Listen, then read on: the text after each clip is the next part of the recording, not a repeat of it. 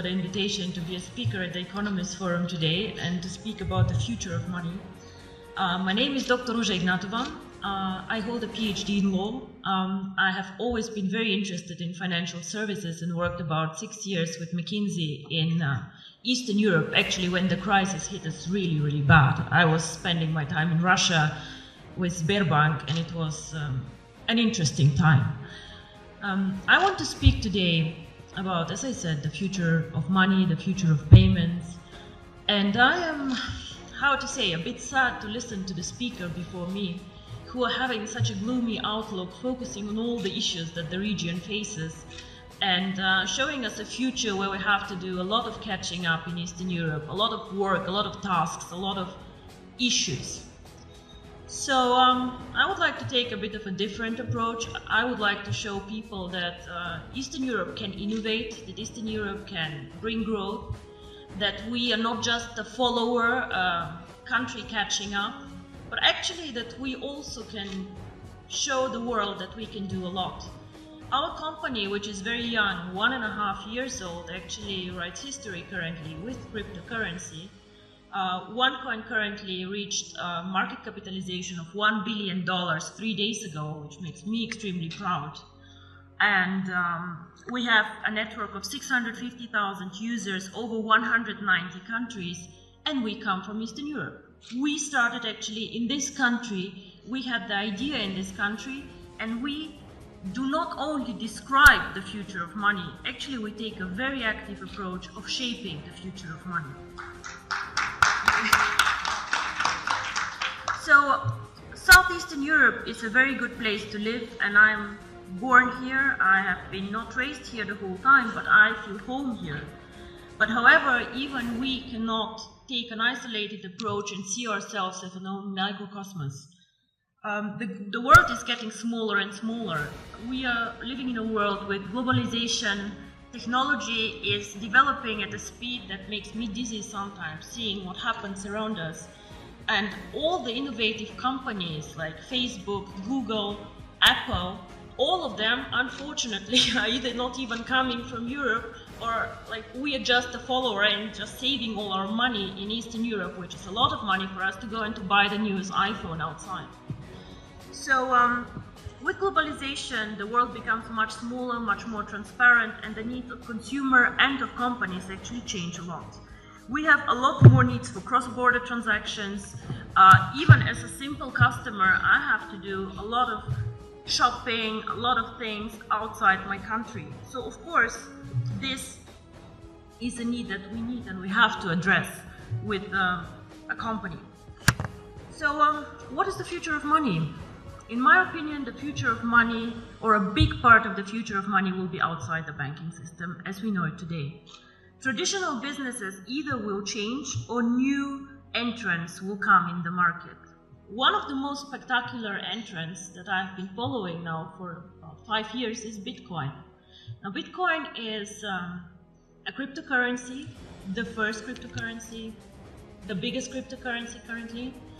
And these people who created Bitcoin, nobody officially knows who they are, have my fullest respect for the innovation, disruption, and value creation that they actually did to the financial market. Of course, wherever there's value creation, speculators come, and a lot of turmoil can happen, but these people created something new and something really exciting. Bitcoin and the blockchain technology, which makes financial services independent from governments, independent from regulators even, and independent from banks as we know them, already starts changing the world we live in. However, Bitcoin until now and the more sophisticated cryptocurrencies have been a payment system, an investment system for the either very sophisticated people out there with a very, very solid IT background, for the smart ones, or for the elite who has a lot of money and diversifies their portfolio with a new exotic investment like Bitcoins. The market is still not very big, with a market capitalization fluctuating between 2 and 3 billion, transactions happening every day about 200 million euro. So we still have a lot of potential to grow in the cryptocurrency market, but we see a start. So We have been, or are we still an emerging market? I'm not sure what is politically correct to say, but emerging markets are out there. And we can speak about Latin America, we can speak about Asia, we can speak about Africa, extremely interesting market actually, which is like catching up now.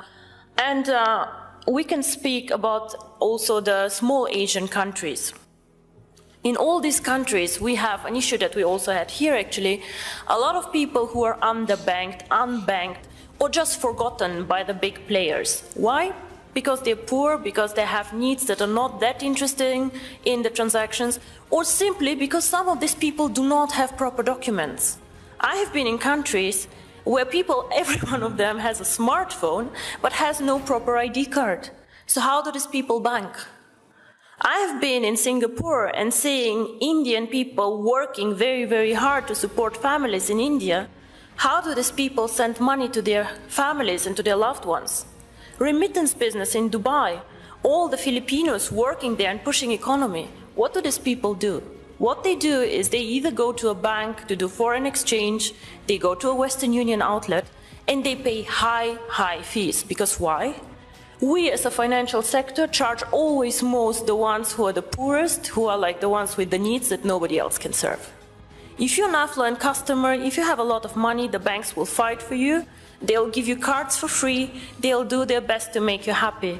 But the people out there, the mass customers, the ones who actually change the world, the ones who are working for economy, these people are underserved, underbanked, and I believe that cryptocurrency can change their life.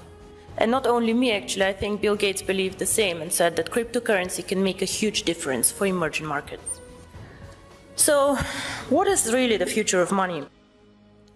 I believe that if cryptocurrency is spread out there to the mass market, to people who can be made understand cryptocurrency, and as you say, cryptocurrency sounds very, very complicated, hidden, complex. Can I do it?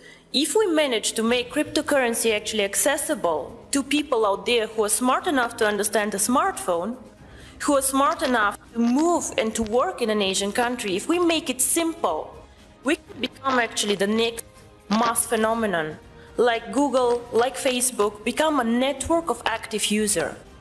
Until now, cryptocurrency did not make the leap, in my opinion, because it is not user-friendly, because it's not easy to use for the mass market, and because people perceive it as very difficult.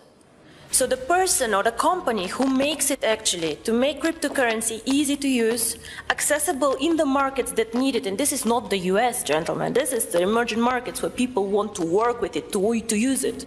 If we make cryptocurrency not only a tool for speculators and investors to make quick money, but make it usable, if we work on KYC, on documentation, on making it transparent and bringing cryptocurrency to the traditional world, with the regulators, by the way, the US actually government, 4 weeks ago, they said that cryptocurrency is actually in a status equal to commodities. So it means that actually cryptocurrency can be treated like virtual gold. Commodities is gold, is silver, platinum, and apparently bitcoins.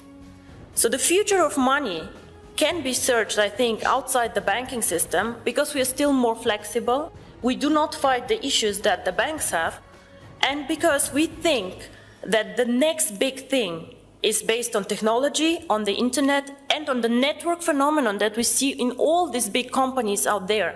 I think if we manage to provide a consistent strategy, a case to use the currency, and an easy access, which is aligned with the regulators out there, transparent, safe, cryptocurrency can actually be one of the preferred methods of payment, and not only bank transfers, card transfers, and all the traditional ways that we deal money with.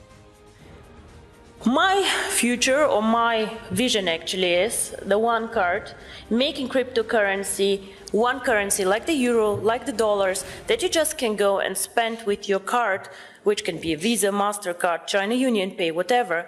Make it a real currency that people just can go and spend out there. I have done my job whenever all of you can go with their card and just spend OneCoins for a dinner. This is when cryptocurrency actually became real for me. And I'm very, very curious how the next 2 to 3 years will work out for all of us. And I hope I'm right that the future is with technology and with us. Thank you very much.